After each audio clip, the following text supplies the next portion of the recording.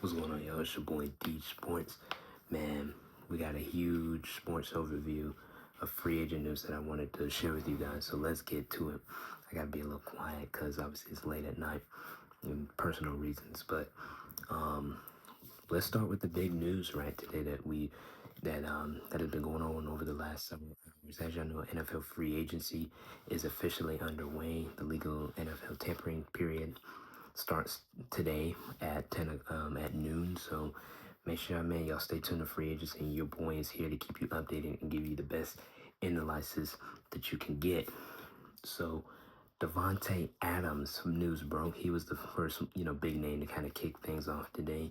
He is signing with the Los Angeles Rams after he was released by the New York Jets. They're moving on, obviously, from a lot of players from the Aaron Rodgers saga, if you want to put it. But Davante Adams is now headed back home to California. Became a star player for Fresno State. Obviously, with Derek Carr, he eventually gets drafted by the Packers, and yeah, as y'all know, Davante Adams is going to be a Hall of Famer in the NFL. And he is signing a 2-year, $46 million deal, $26 million fully guaranteed to go to Los Angeles. He now teams up with Matthew Stafford, Kyron Williams, Sean McVay, Puka Nakua, Tyler Higbee, and just forming a really good weaponry.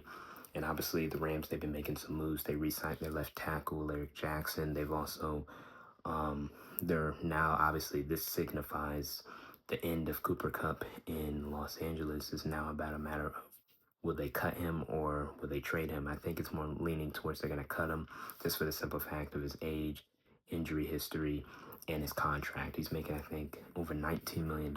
That's a lot of money for a guy. Again, when healthy, very productive, but is getting up there in age and has injury concerns. And so we'll see what they go there. I think whether Cooper Cup is traded or cut, he'll have multiple suitors and will be on a new team. And obviously, I could see him potentially going to Dallas Cowboys. He could go to the other Los Angeles team, the Chargers. I think that makes a lot of sense. The Tampa Bay Buccaneers, I think they're likely not re-signing Chris Godwin. I expect him to head elsewhere in free agency. And even my Jaguars, I think my Jaguars with the, James Gladstone and Liam Cohen connection with the Rams, they know him very well. So, and Liam Cohen coached Cooper Cup. So, there's that interest there. But, back to Davante Adams. Obviously, 2024, 85 catches, 1,063 yards, 8 touchdowns. This is with his time split with the Raiders and the Jets. So Davante Adams, while he's not the elite receiver, right, top 5 level receiver that he once was, he's still a top 15, 20 receiver in the game today. And yes, he's getting older. I think he'll be 32, 33 years old this year, but he's got plenty left in the tank. Still really good route runner, one of the best route runners of all time. Still, his hands are really good. Can beat man press coverage. Just watched shout out my boy Telly Dove as well for, he's been really keeping me in the loop with this news, y'all. So really shout out to him, man. Wouldn't, be able to get this news out without him just being the first to report this news. All this news is obviously professionally reported by the big guys, ESPN, NFL Network, Ian Rappaport, Adam Schefter, Tom Pelissero, Mike Garafolo, all those guys. But Telly Dove, my boy Telly Dove, Saya, man, he's been keeping me in the loop, so shout out to him. But again, I watch also a guy that he put me on TikTok. His name's Theo Ash, who goes into a lot of inner statistics about players, efficiency and ratings in the team, but also like big moves as well. And one thing he talked about with with Davante Adams is that him being able, in his impact with the team, being able to be used in a variety of ways in the slot, how he can get open. And I think at this point in how, Sean McVay, sorry to switch the point up, but how, Sean McVay likes to kind of, use the motion, but also have 2 wide receivers on one side, and it can also really manipulate coverage. So it's really going to be very interesting to see how Sean McVay uses and pairs Davante Adams and Puka Nakua. To me, that is a really good wide receiver duo, and I can't wait. And obviously, this gives Davante Adams a true quarterback. Excuse me, and Matthew Stafford that he hasn't had since obviously elite play with previous vintage Aaron Rodgers in Green Bay. So, you know, it'll be interesting to see where, that goes there. But Davante Adams is on his way to LA. Well, he's headed back home. He's going back home to the Rams in Los Angeles. Another big news: DK Metcalf has been traded to the Pittsburgh Steelers.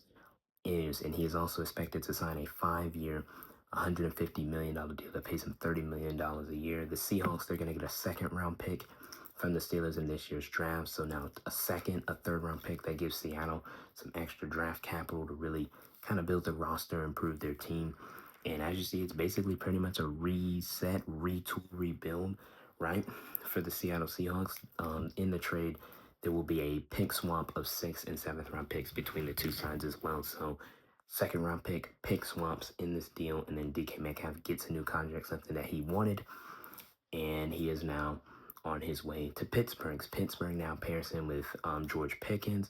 I think this also signifies as well that Russell Wilson, I think, will return to the Pittsburgh Steelers. I think not on an expensive contract because, again, he's also still getting a lot of money from the Denver Broncos, but I think it'll be another vet minimum to $5 million deal.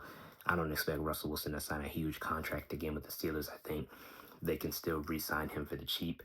And this gives the Steelers options too. They can go with that 21st overall pick. If they don't re-sign Najee Harris, they can obviously, they can draft a running back. This running back class is loaded. We could see see the most running backs drafted in a long time. 3, that's probably the most in, Lord knows how long. So Quinshawn Junkins, right? A Trevian Henderson who could be available there. So we'll see, right, what they do there. Maybe too, could they maybe say, you know what, let's take let's take a gamble and take the future. Let's go ahead and get a Jackson Dart. I don't think should Jackson Dart, in my opinion, be a first round pick. No, absolutely not. But I think with the overhype and how after Shador Sanders and Cam Ward, however you want to rank them, with them after them, it's a tier way below. Jackson Dart probably is the next tier, and then after that, it's down. The quarterback class after those two big guys that I named before, it's not good.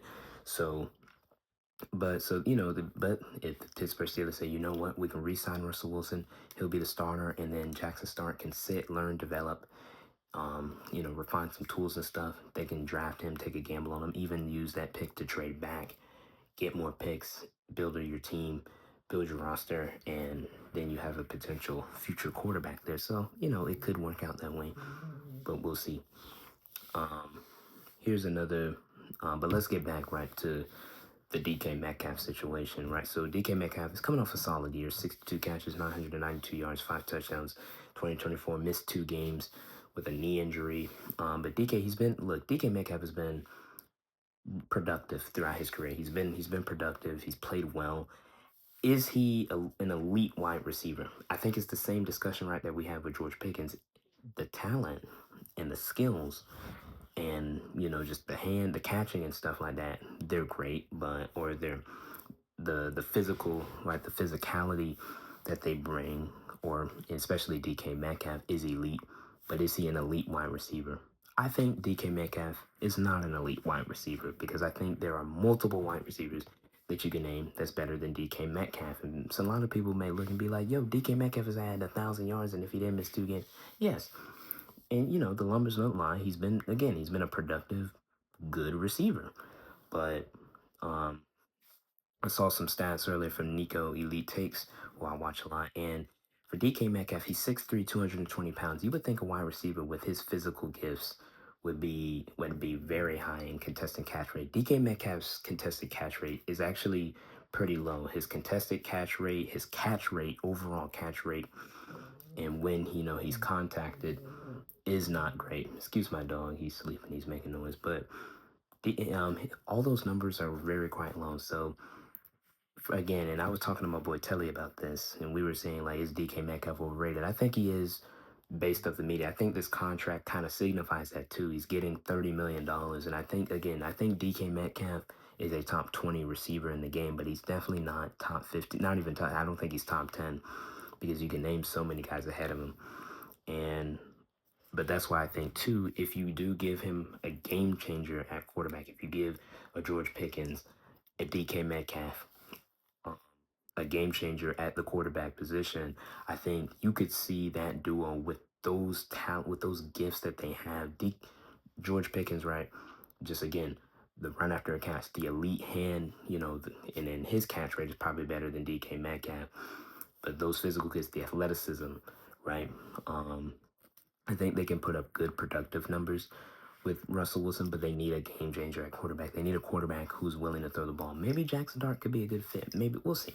I don't know, but they need a game changer at quarterback. And I think too, look, DK Metcalf's still very young. He's not even in his prime yet. He's 27 years. He'll be 27 years old this year. Plenty of football left in the tank. And again, um, it's a scary duo in a sense where, man, if those two maximize their potential together, watch out. That is a receiver duo to be reckoned with. But also, it's scary for the simple term of these two dudes have beef with every defensive back you can think of. You saw George Pickens going at it with the corner from Dallas, Jordan Lewis, I think his name is.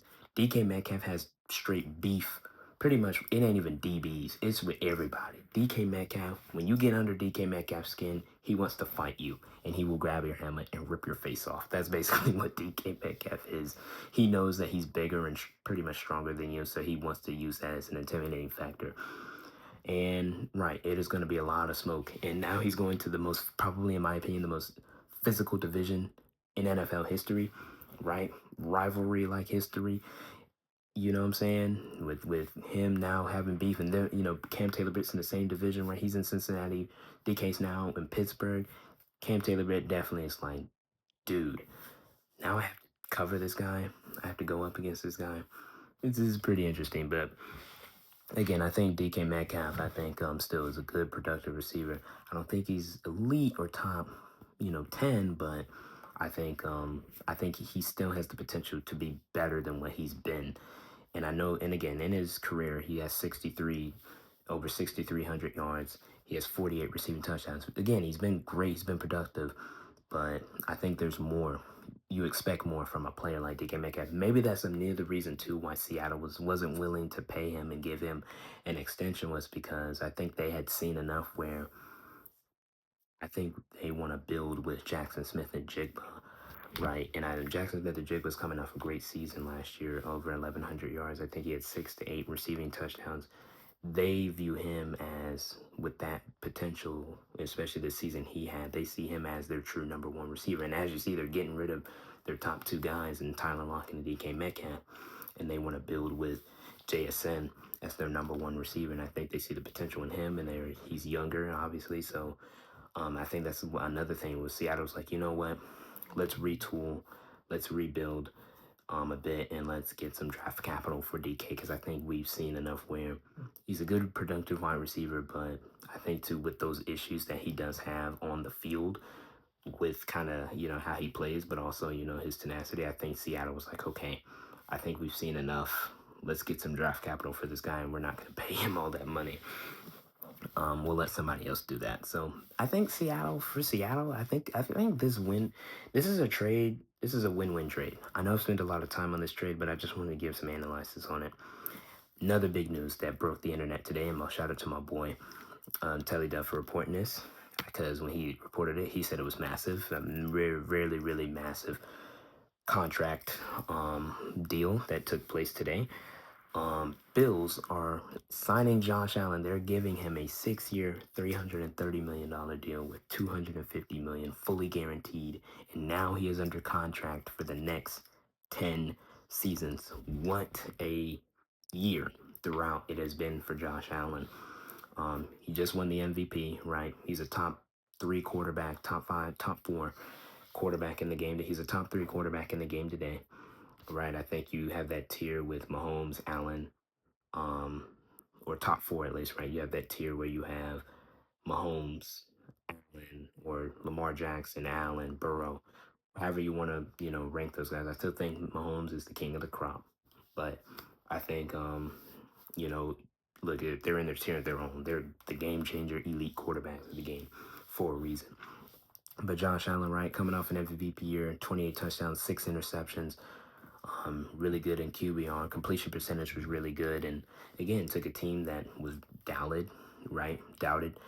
And you see the Bills, they've been, showing an emphasis to extend their guys. And again, I mean, Josh Allen, you're seeing too this with GMs. Myles Garrett had, I think, 2 years left in his contract. It's a massive 4-year deal. But that one, they gave him that to keep him there because he wanted out. But obviously, money talks, right? Saquon Barkley, 2 years left in his contract. They literally just signed the man last year in free agency, but he has this massive year. And they say, you know what, let's make him the highest paid running back in the game. So they do that. So you're seeing a lot where uh, NFL teams are go ahead and saying, you know what, let's go ahead and give these guys a lot of money. This is the highest also, the 250, while Josh Allen annually, because again, he's under contract for the next 10 years, but this is the most guaranteed money in NFL history and ranks number one right now. He has the most guaranteed money of any quarterback in the game. Dak Prescott reset it with 231 last year. This now gives Josh Allen 250 million, number one, best guaranteed money, most guaranteed money in the game today. I think, and me and my boy Telly, we talked about this, and I wanted to break this down because, you know, you're seeing now these players, right, like a Josh Allen, like a Saquon Barkley, get these extensions with multiple years left on their deals. What about Lamar Jackson, right, for the Ravens? What do the Ravens do? Do the Ravens potentially? I think, me personally, I think Lamar Jackson should have been the MVP. I think Lamar Jackson had a better year. We can debate that any way you want, but you know, I don't mean to bring that back up, but I think seeing Josh Allen in the year he had, and obviously rightfully so, he won MVP. He's doing great, and obviously in his personal life too. Why not go ahead and extend like Buffalo? They get him done now. He's under kind of the next 10 years. If I'm Lamar Jackson, or I'm not even. If I'm the Ravens, I'm seeing this. I'm like, you know what? Let's make Lamar Jackson. Let's give him a new deal, right? He's under contract for the next also two, probably 3 more years. Give him a 5-year deal. Lamar Jackson too is 28 years old this year. He's young. Like you can give him another 5-year deal that extends him to his age 34 years, 34 season, and keep him under contract. Lamar Jackson is the best, is the most dynamic dual threat quarterback in the game. And I understand that his playoff success is a bit inconsistent, but I just think too, it's just when Mahomes is just with how great if he is, it's like, I mean, what do you want the man to do at this point? And I just think too, last year, and I know he turned the ball over a good bit, but I don't put that game on him against Buffalo. I think obviously too, he is a main, reason with the turnovers. Obviously, turnovers are important. You got to factor in turnovers into it. But Mark Andrews, two horrific plays that cost them the game to me. And I think if they would have, again, like I said, if they tied that game, it would have, went to double. It would have went to overtime. Lamar Jackson to me would have won them that game. So there's that there. You know, but hey, Josh Allen gets a massive contract to stay, to remain in Buffalo through the next decade. Obviously, some more news. The Jets re-signed linebacker Jamie Sherwood, a top linebacker, a key contributor on their defense, a bright spot for them last year. 3 years, $45 million to keep him there. The Lions released the Darius Smith after trading for him last year, so they're probably going to go in a different direction. They just re-signed Marcus Davenport to a 1-year, $4.75 million deal, I think it was. So I think they want to see what Marcus Davenport can do. Seahawks re-signed Ernest Jones the fourth, linebacker who they traded for Jerome Baker in that deal with Tennessee. Key contributor after trading for him, their defense really improved. They're keeping him 3 years, $33 million, and the Falcons extend long-time veteran left tackle Jake Matthews, 2 years, $45 million. He's been with the franchise and been the blindside protector for them since 2014. Former first-round pick, has been a mainstay, a really solid, good offensive tackle in the game. Today, Jake Matthews stays in Atlanta, will be in Atlanta, and probably will retire as a Falcon when it's all said and done. I think that's all the sports news I got right now. Obviously, NFL free agency is definitely going to kick off within the mock draft. Bloop it, it's on the way. We're going to do it in just a moment. So make sure y'all stay tuned for that. Y'all stay blessed, man. Stay easy. Peace out, man.